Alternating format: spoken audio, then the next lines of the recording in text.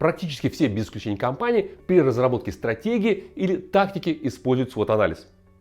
Время глобальной нестабильности требует от компаний по-новому взглянуть на свои сильные и слабые стороны, подумать об открывающихся возможностях и появившихся угрозах. И здесь SWOT-анализ может сыграть важную роль в формировании антикризисной стратегии.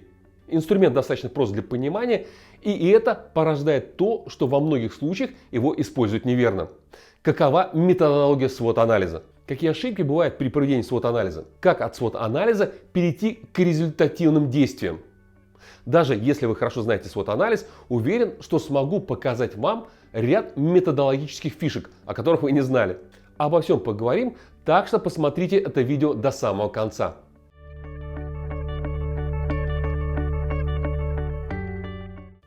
Всем мира!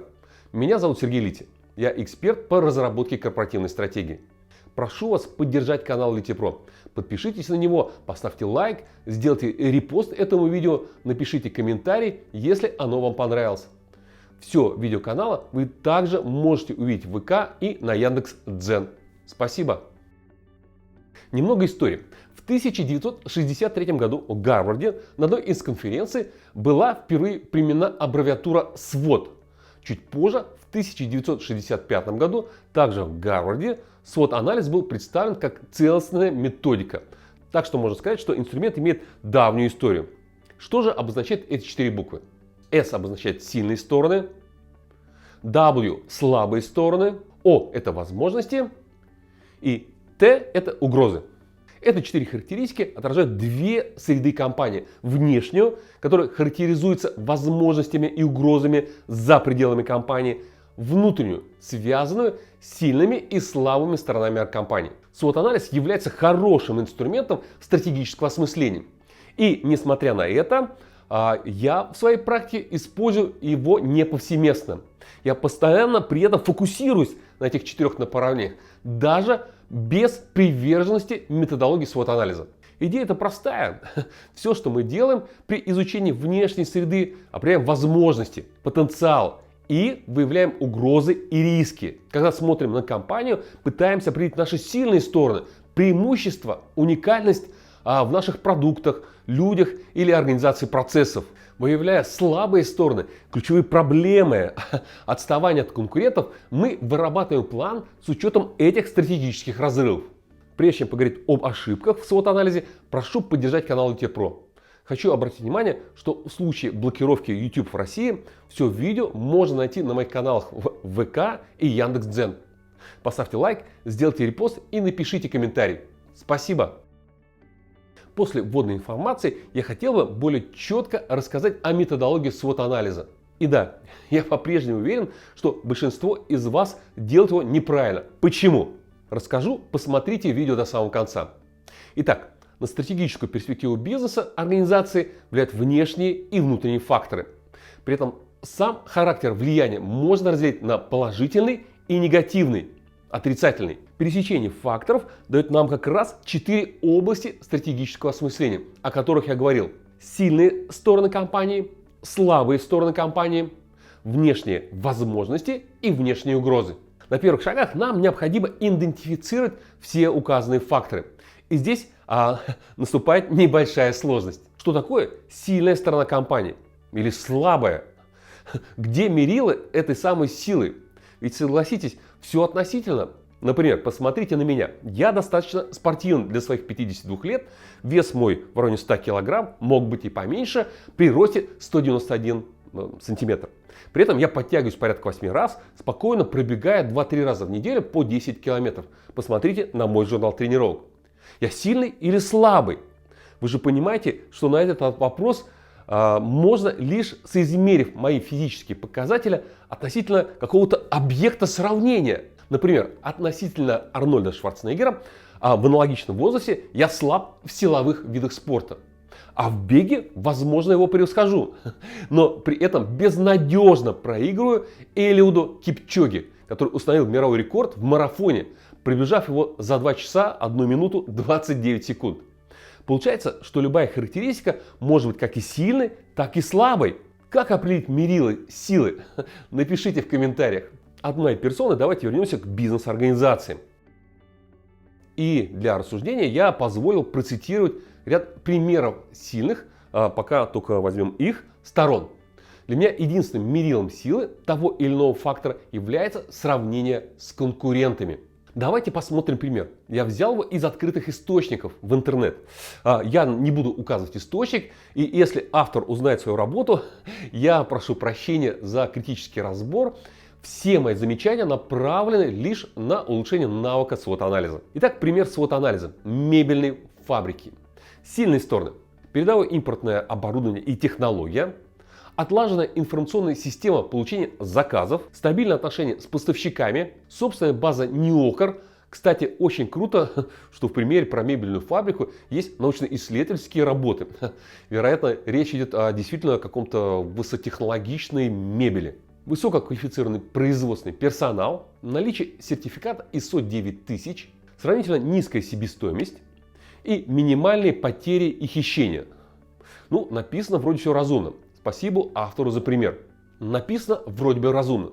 Спасибо автору за пример. Позволю провести критический анализ этого примера. Конечно, мне неизвестно окружение данной компании. Мои выводы могут быть ошибочными, так что признаюсь сразу. Итак, передовое импортное оборудование и технология. Интересно, а можно ли отнести это к сильным сторонам? Как вы думаете, напишите в комментариях. Здесь надо подумать. А если у конкурентов имеется аналогичное оборудование и технология? Очевидно, что в таком случае это не может быть сильной стороной. Конкурент обладает аналогичной силой. Даже если компания обладает уникальной технологией, для меня это не является сильной стороной. Почему? Потому что следует прежде всего говорить не о технологии как таковой, а о технологических возможностях. Сейчас все разъясню. Если применение уникальной технологии позволяет выпускать мебель, ну скажем, в 1,5 раза быстрее относительно конкурентов, или увеличивает срок службы какой-нибудь там уличной деревянной мебели на 30%, или позволяет выпускать партиями 3D модели абсолютно любой конфигурации, тогда это сильная сторона, а не наличие у вас станка с высокоточным лазером, ну или иных высокотехнологических решений. То же самое касается других пунктов. Отлаженная информационная система. А что у конкурентов? Каково в действительности преимущество силы информационной системы? Куда эту силу можно приложить? Как использовать? Стабильные отношения с поставщиками. А у конкурентов они нестабильные. Итак, можно пройтись по всем пунктам. Это полезно провести критический анализ. У конкурентов высококвалифицированный персонал? Ответ да. Значит, высококвалифицированный персонал не может быть вашей сильной стороной. Наличие сертификата ISO 9000. А у конкурентов его нет? Есть, значит, не в этом ваша сила. Ну и, кстати, попробуйте объяснить сами себе, как сертификат ISO 9000 делает вас сильной командой. Так как я работал директором по качеству, возможно, я могу это объяснить. Но в большинстве случаев наличие или отсутствие ISO 9000 никак не влияет на конкурентоспособность компании. Ну, разве что дает возможность участвовать в различных тендерах. Наличие минимальных потерь и хищений. Для меня это вообще как-то сомнительно, что наличие хищений – это сильная сторона. Впрочем, конечно, могут быть особенности отрасли. И здесь я хотел бы поделиться еще одной методологической фишкой, идеей. Я считаю, что необходимо дополнить категории сильные и слабые стороны организации понятием базовые условия. Такого рода характеристики в случае их нормального и высокого уровня развития не являются сильными. Ну, например, стабильное отношение с поставщиками, вероятно, что это очень важная характеристика. Без нее любая компания просто не сможет существовать эффективно. И в этом смысле это базовые условия. Без высококвалифицированного производственного персонала компания не выживет на конкурентном рынке. Значит, это базовые условия. Другое дело, что если базовые условия не выполняются, у вас нестабильные отношения с поставщиками, то это явно становится слабой стороной.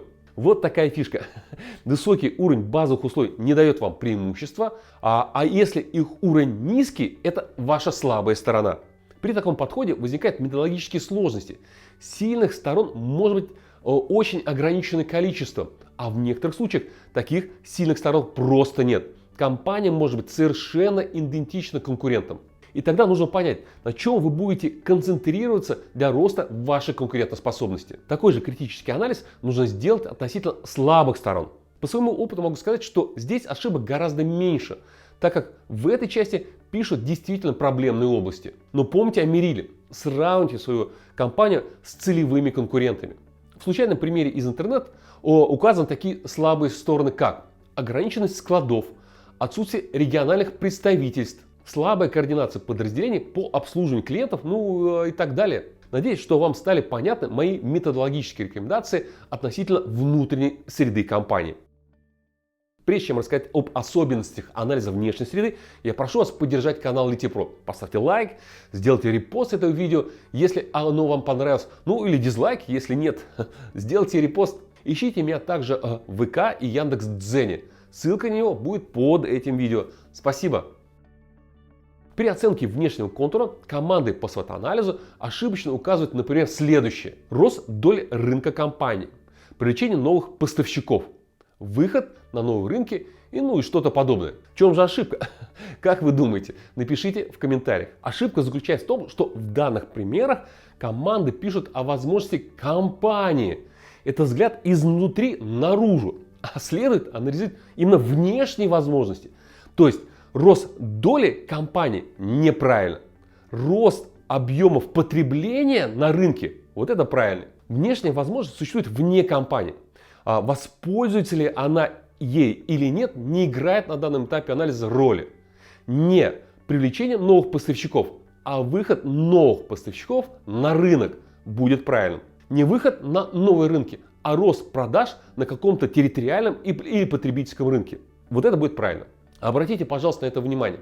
Аналогичные ошибки бывают при оценке угроз. То есть начинает скорее описывать внутренние риски компании. Что-то типа потери доли рынка, уход с рынка, и тому подобное. Опишите именно внешние угрозы. Одной из ошибок при проведении SWOT-анализа является то, что команды останавливают свою работу после перечисления элементов во всех 4 областях. И это явно недостаточно. Ведь само по себе перечисление не делает каких-то значимых выводов, не указывает, что необходимо предприятию сделать. Поэтому очень важно командам ответить на 4 вопроса, которые позволяют увязать отдельные элементы в определенные решения, мероприятия, проекты. Вопрос номер 1. Как использовать сильные стороны для реализации имеющихся внешних возможностей?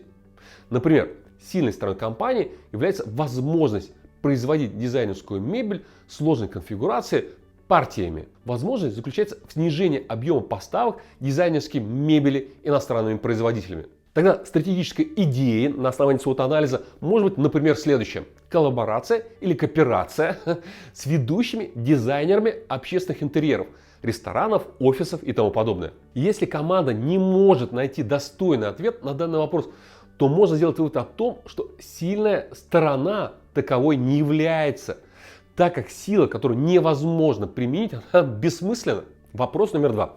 Как сильные стороны помогут избежать или ослабить внешние угрозы? Вопрос номер 3. Как минимизировать слабые стороны, используя возможности? Или что необходимо сделать, чтобы слабые стороны не препятствовали реализации внешних возможностей?